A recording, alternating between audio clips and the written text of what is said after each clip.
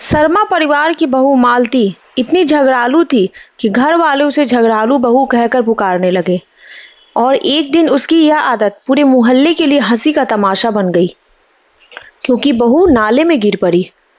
मालती की शादी बड़े ही धूमधाम से हरिनाथ शर्मा के बेटे रमेश से हुई थी। शर्मा परिवार गांव में इज्जतदार माना जाता था, पर जैसे ही मालती घर में आई उसके कदमों की आहट से ही सबको अंदाजा हो गया कि यह लड़की साधारण बहू नहीं है। ससुराल के पहले ही दिन उसने दहलीज पर पांव रखते ही बोल दिया, अम्मा जी जरा ध्यान रखना, मैं वो बहू नहीं जो चुपचाप सह ले, जो भी गलत होगा वही बताऊंगी। सास का माथा टनका। नंदों ने एक दूसरे को आंखों ही आंखों में देखकर हंसी दबा ली। ससुर जी ने बस इतना कहा, ये बहू तो घर में आग लगाएगी। शादी के कुछ ही दिनों बाद घर का माहौल बदल गया। मालती की जबान बहुत ही तीखी थी। अगर खाने में नमक थोड़ा कम हो गया तो मालती सास पर ही बरस पड़ती। अम्मा जी ये दाल है या उबला पानी? नमक तो जैसे आपके मायके में सोने का मिलता हो। अगर ससुर जी अखबार पलटते हुए कोई बात कह देते तो मालती तुनक कर बोलती, बाबूजी आप अपनी राजनीति की बातें मुझे मत सुनाइए, मैं कोई बेवकूफ नहीं हूँ।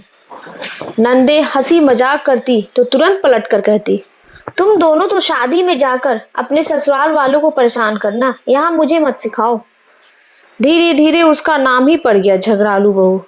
मालती के झगड़े सिर्फ घर तक सीमित नहीं रहे। पड़ोस की गुड़िया काकी रोज खिड़की से झांक कर तमाशा देखती और फिर चौपाल में जाकर बताती, अरे ओ सुनो, शर्मा जी की बहू तो सच में शेरनी है, सुबह से रात तक दहाड़ती रहती है।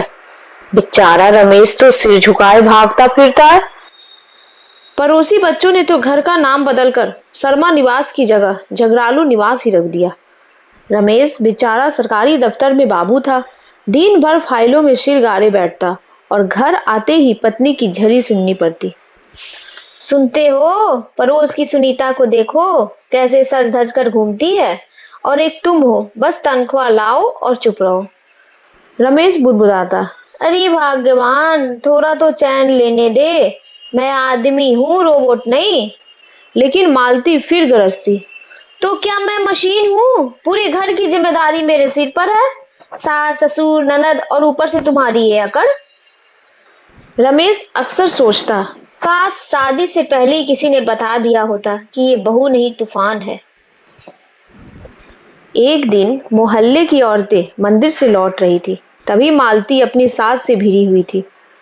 अम्मा जी जरा अपना तीज त्योहार अपने पास रखिए, मुझे व्रत उपवास में भूखों मरना मंजूर नहीं। सास ने जवाब दिया, बहू ये हमारी परंपरा है, सब बहुएं करती है। मालती चिल्लाई, तो कीजिए ना, मुझे क्यों ठूस रही हैं अपने नियमों में, मैं अपने हिसाब से जीती हूँ। इतना सुनते ही पड़ोस की औरतें कान पर हाथ धरकर हंसने लगी। किसी ने ताना मारा, अरे शर्मा जी की बहू तो रानी विक्टोरिया निकली। गर्मी का मौसम था, मोहल्ले में नाली की सफाई हो रही थी। सफाई वाले ने नाली का ढक्कन खोला और आधा गंदा पानी सड़क पर फैल गया। इसी बीच मालती और सास में फिर झगड़ा छिड़ गया।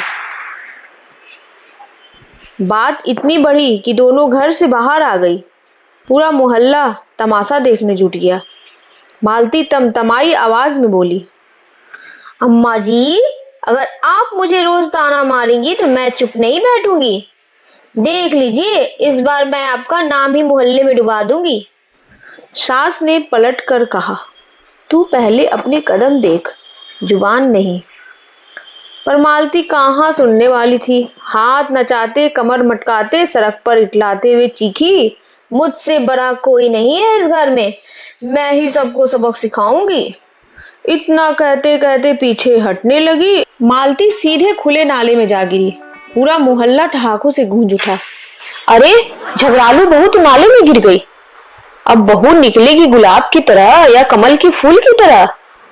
सास ने माथे पर हाथ मारा, हे भगवान ये कैसी सजा दी तूने। रमेश दौड़ा दौड़ा आया, हाथ पकड़कर बहू को खींचने लगा, लेकिन बहू भी अपनी आदत से मजबूर थी। छोड़ो छोड़ो, मैं खुद निकल लूंगी। मुझे पकड़ने की हिम्मत कैसी हुई तुम्हारी? रमेश हक्का बक्का रह गया। मोहल्ले वाले पेट पकड़कर हंसते हंसते लोटपोट हो गए। नाले से बाहर आने के बाद मालती की हालत देखने लायक थी। बालों में काई, कपड़ों में कीचड़ और चेहरे पर गुस्सा। पड़ोस की गुड़िया काकी ने ताना मारा, बहू जी अब तो नहाने की चिंता नहीं करनी पड़ेगी, नाले का स्नान हो गया है। किसी ने कहा, लगता है बहू को गंगा स्नान का शॉर्टकट मिल गया। मालती चीख कर बोली, चुप रहो सब, मैं तुम सबको देख लूंगी। लेकिन उसकी आवाज पर अब किसी का डर नहीं था। लोग उसे देखकर और भी हंस रहे थे। मालती के स्वभाव के कारण सभी लोग उसे गुस्से की दृष्टि से ही देखते थे, इसलिए किसी को उसके गिरने का दुख नहीं हुआ। उस दिन के बाद घर में सभी की हंसी छूट जाती थी। ससुर जी अखबार पढ़ते हुए मुस्कुरा देते, नंदे ताना कसती, अरे दीदी आज नाले वाली साड़ी पहनोगी क्या? रमेश बस चुपचाप बैठा रहता, पर मन ही मन खुश था कि चलो अब तो मालती का रौब थोड़ा कम हो गया। मालती ने जब देखा कि पूरा मोहल्ला उसका मजाक बना रहा है तो धीरे धीरे उसका गुस्सा ठंडा होने लगा और अपनी गलती का एहसास हुआ। एक दिन उसने सास से कहा, अम्मा जी माफ कर दीजिए, मैंने आपको बहुत परेशान किया। नाले में गिरकर मुझे समझ आया कि ज्यादा शोर मचाने वाला अक्सर खुद गंदगी में गिरता है। सास ने उसे गले से लगाया, बहू घर हंसी खुशी से चलता है, जुबान से नहीं दिल से रिश्ते निभाओ। पड़ोसी भी बात करने लगे, देखो झगड़ालू बहू नाले में गिरी तो सबको हंसी आई, लेकिन अब अगर वो सुधर जाए तो घर में चैन होगा। गुड़िया काकी ने तो कह दिया, इस नाले ने बड़ा पुण्य किया है, जिस बहू को कोई समझा नहीं पाया उसे नाले ने सबक सिखा दिया। मालती अब पहले जैसी झगड़ालू नहीं रही। हाँ, उसकी जुबान में थोड़ा तीखापन अभी भी था, लेकिन वह बातों को हंसी में बदलना सीख गई। रमेश अब थोड़ा चैन की नींद सोने लगा। सास ससुर राहत की सांस लेने लगे।